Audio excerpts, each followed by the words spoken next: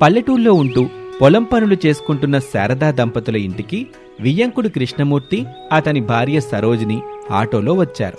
అది చూసి, బావగారు మీరేంటి ఆటోలో వచ్చారు? కారేమైంది? అవన్నీ ఇంట్లో మాట్లాడుకుందాం బావగారు. ముందుగా ఈ ఆటో అతనికి ఒక 100 రూపాయలిచ్చి పంపించండి. మనకు తెలిసిన వాడిలే బావగారు. రామో, నేను తర్వాతిస్తాను అని చెప్పగానే ఆటో తీసుకుని డ్రైవర్ వెళ్ళిపోయాడు. కృష్ణమూర్తి, సరోజిని ప్రసాద్ ఇంట్లోని చెక్క కుర్చీల్లో కూర్చున్నారు. శారద వాళ్లకి టీ ఇచ్చింది. టీ తాగుతూ సరదాగా కాసేపు మాట్లాడుకుంటారు.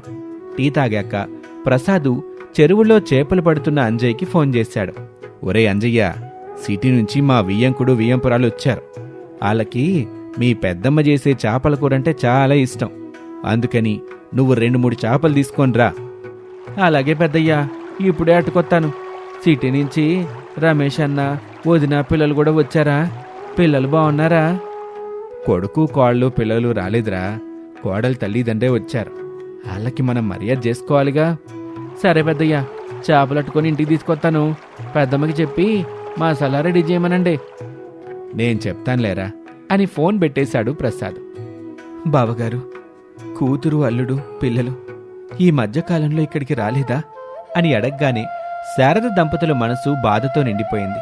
శారద కన్నీళ్లు పెట్టుకుంటూ, లేదన్నయ్య, కొడుకు కోడలు పిల్లలు రాక ఏడాదైపోతుంది. అదీ కాక. బాధపడకు శారద. బావగారు చెల్లెమ్మ వాళ్ళొస్తున్నారుగా. ఎల్లి చేపల కొరకు కావాల్సిన మసాలాను సిద్ధం చేసుకోపో. అంజయ్కి చేపలు తీసుకురమ్మని చెప్పాను. అన్నయ్య గారు, మీరు ఆగండి. వదిన మాతో తన బాధని చెప్పాలని అనుకుంటుంది. మీరు అడ్డుపడకండి. నువ్వు చెప్పొద్దినా? అయ్యో చెల్లెమ్మ, శారదేమీ చెప్పాలనుకోవటం లేదులే.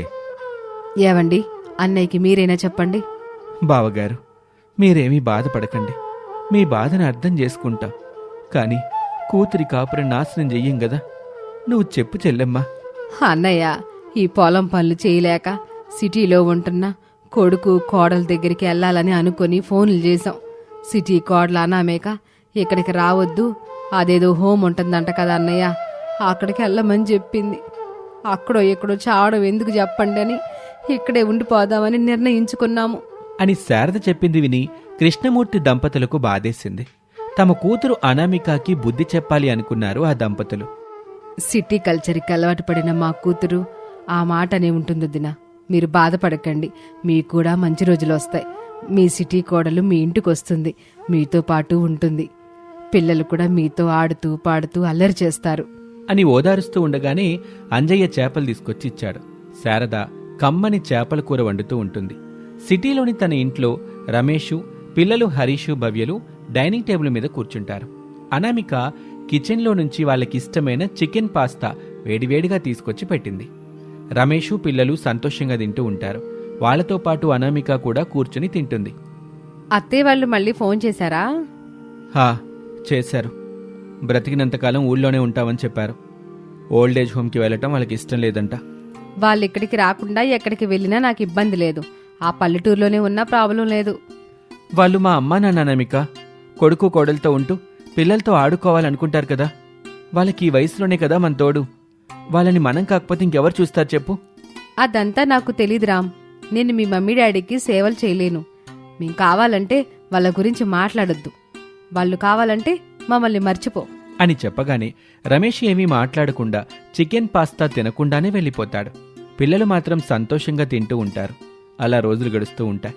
ఒకరోజున సిటీలో కాపురం ఉంటున్న కూతురు అనామిక ఇంటికి తల్లి సరోజిని బాధగా కన్నీళ్లు పెట్టుకుంటూ వచ్చింది.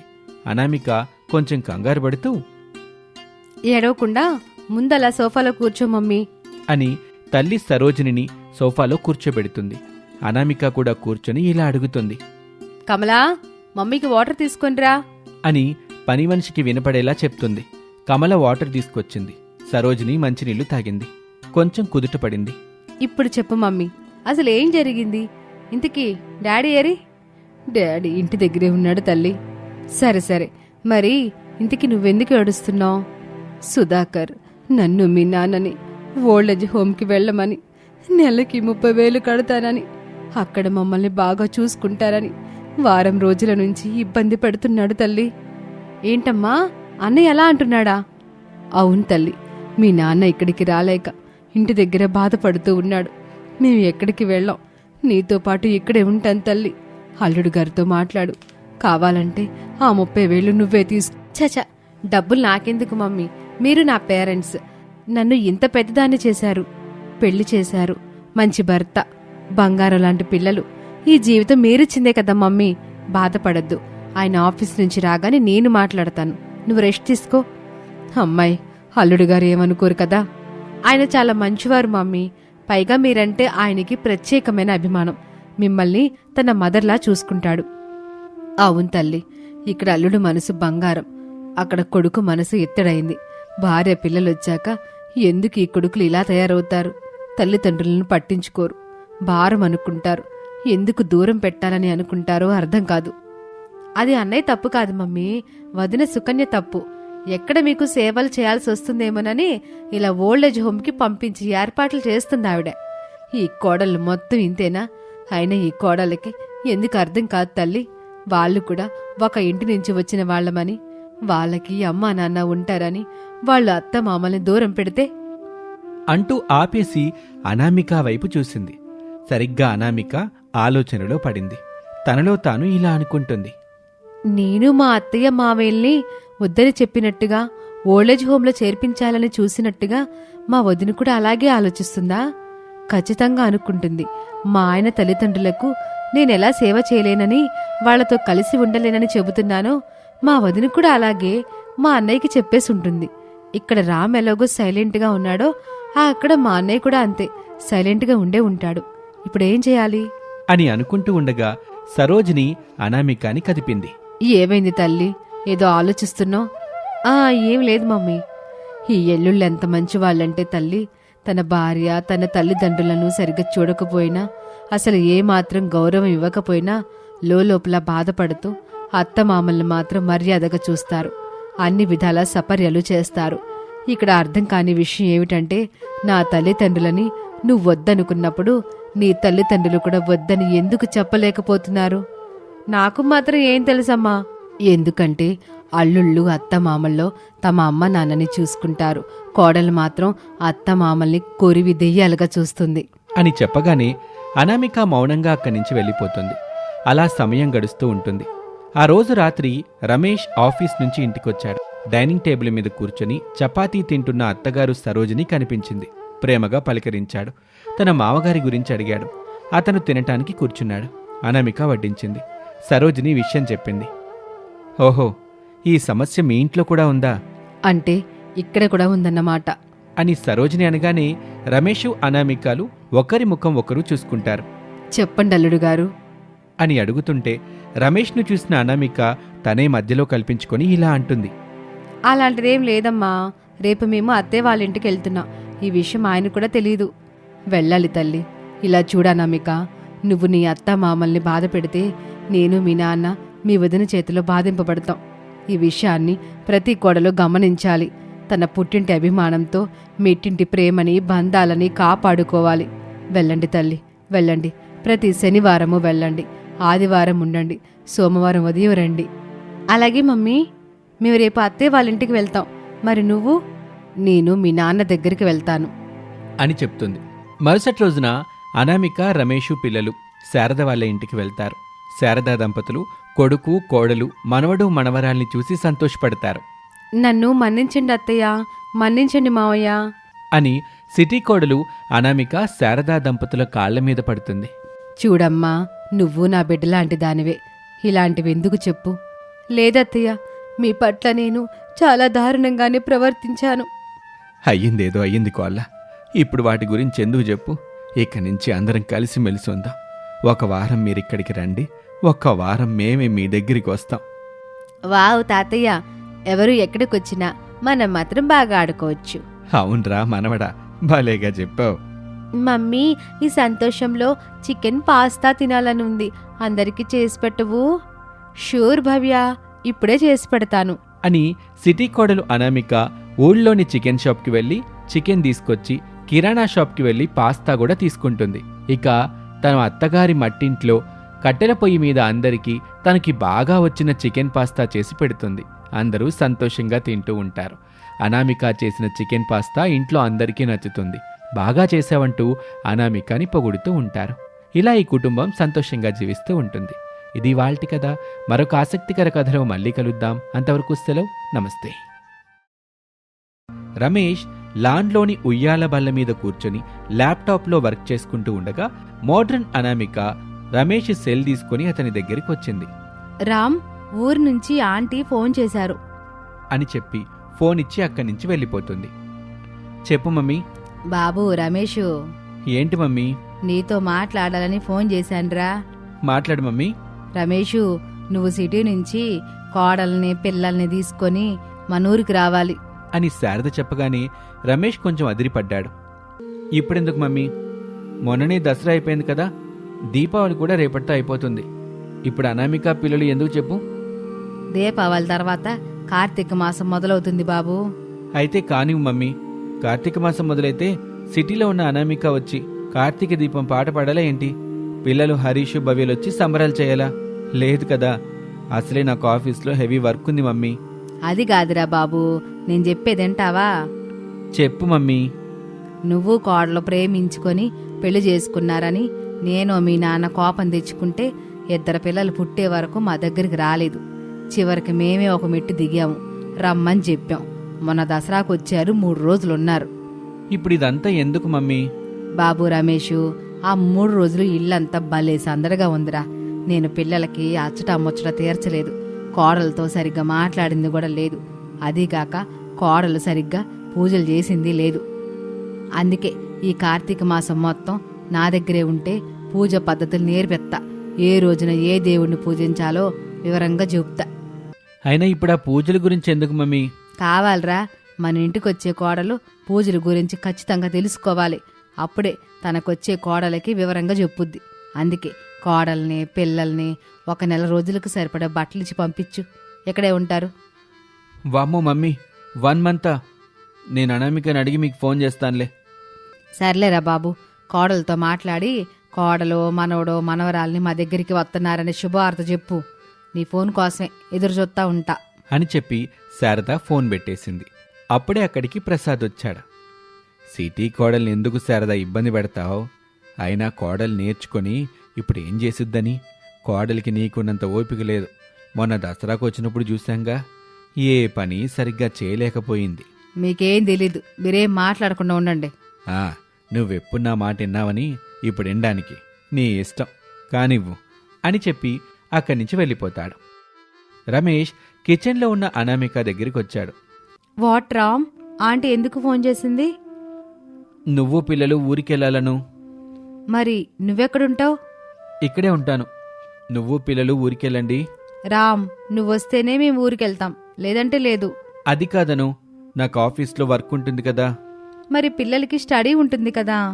1 మంత్ ఏం కాదులేను, నేను స్కూల్ టీచర్తో మాట్లాడతాను.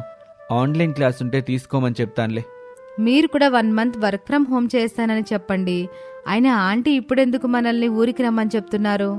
కార్తీక మాసం స్టార్ట్ అయింది కదా.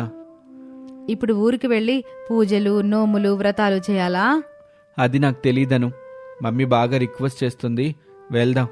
సరే రామ్, 7 ఏళ్ల తర్వాత కలిసాం కదా, వెళ్దాంలే అని అనామిక కూడా ఒప్పుకోవటంతో రమేష్ సంతోషపడ్డాడు. తన తల్లికి ఫోన్ చేసి, మమ్మీ, అనామిక ఒప్పుకుంది, పిల్లల స్కూల్ టీచర్తో మాట్లాడి బయలుదేరుతా అని చెప్పగానే శారద ఆనందపడింది. బాబు రమేషు, ఇప్పుడే నువ్వు పిల్లల స్కూల్కి వెళ్ళి వాళ్ళ టీచర్తో మాట్లాడు. అలాగే మమ్మీ, మేము వస్తున్నామని నాన్నకి చెప్పు. చెప్తానులేరా అని శారద ఫోన్ పెట్టేసి మురిసిపోతూ ఉంటుంది. ఇక రమేష్ కారులో బయలుదేరి భవ్య హరీష్లు చదువుకుంటున్న స్కూల్కి వచ్చాడు. ప్రిన్సిపల్తో మాట్లాడుతూ ఉన్నాడు. అలా అయితే ఎలా చెప్పండి, పిల్లలకి ఇప్పుడు ఎగ్జామ్స్ ఉంటాయి కదా అని ప్రిన్సిపల్ అంటుంటే రమేష్ ఏదోలాగా సర్ది చెప్పాలని ప్రయత్నం చేస్తూ ఉంటాడు. ఇద్దరూ దాదాపుగా ఒక 10 నిమిషాలు మాట్లాడిన తర్వాత ప్రిన్సిపల్ పర్మిషన్ ఇచ్చింది. రమేషు హరీషు భవ్యల్ని స్కూల్ నుంచి తీసుకుని కారులో ఇంటికి బయలుదేరాడు. ఇంటి దగ్గర అనామిక పిల్లల బట్టలు, తన బట్టలు లగేజ్ బ్యాగుల్లో సర్దేసింది. రామ్ డ్రెస్సులు నా చీరలు పెట్టేసుకున్నాను, పిల్లల బట్టలకు కూడా అన్నీ పెట్టేసుకున్నాను అని రమేష్ పిల్లల కోసం చూస్తూ ఉంటుంది అనామిక. కాసేపటికి రమేష్ పిల్లల్ని తీసుకుని ఇంటికొచ్చాడు. కార్ హార్న్ చేశాడు. రామ్ పిల్లల్ని తీసుకుని వచ్చేసినట్టున్నాడు. అని అనామిక బయట కారు దగ్గరికి వచ్చింది. రమేష్ అనామికాని చూసి, అను, లగేజ్ బ్యాగ్ వెళ్ళి తీసుకురా రామ్, అది చాలా బరువుగా ఉంది అని కారులో కూర్చుంది. రమేష్ వెళ్లి లగేజ్ తీసుకొచ్చి కారులో పెట్టాడు. పని మనిషి కమలకి ఇంటి తాళాలు ఇచ్చేసి కారులో వాళ్ళు బయలుదేరుతారు. 2-3 గంటలు గడిచిన తర్వాత శారదా దంపతులుంటున్న పెద్ద మట్టి ఇంటి ముందు కారు ఆగింది. కారు దిగిన వాళ్ళని చూసి శారదా దంపతులు ఎంతో సంతోషపడ్డారు. బాగున్నావా నాని? ఎలా ఉన్నావు తాతయ్య? బావున్నాం తల్లి, నువ్వెట్టా ఉన్నావు? ఫైన్ తాతయ్య అని పిల్లలతో మాట్లాడి ఇంట్లోకి వెళ్తారు. సరదాగా కబుర్లు చెప్పుకుంటూ ఆ రోజు అందరూ భోజనాలు చేస్తూ ఉంటారు. అప్పుడు శారద, కోళ్ళ, రేపటి నుంచి కార్తీక మాసం మొదలవుతుంది.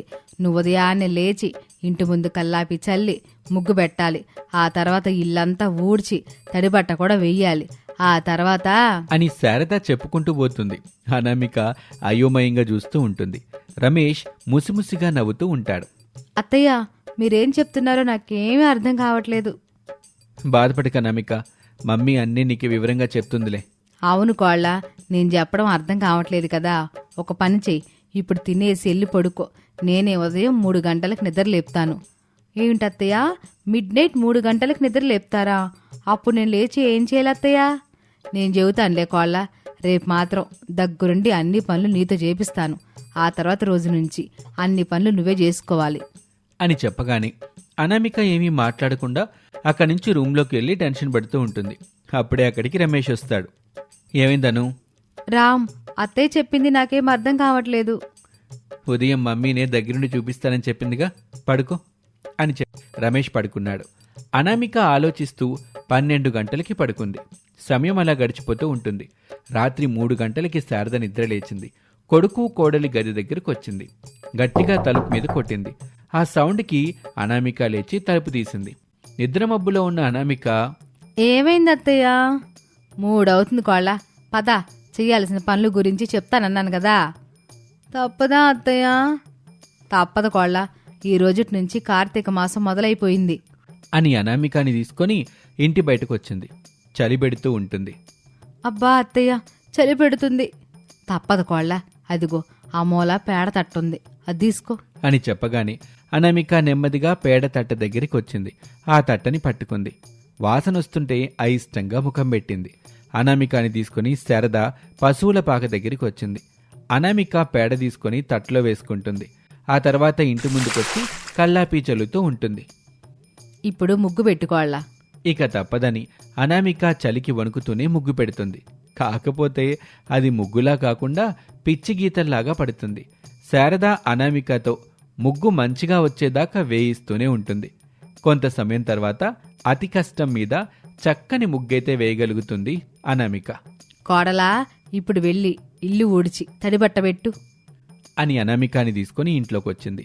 అనామిక చేత ఇంటి పని చేయిస్తూ ఉంటుంది. నీరసంగా అనామిక ఆ పనులన్నీ చేస్తూ ఉంటుంది.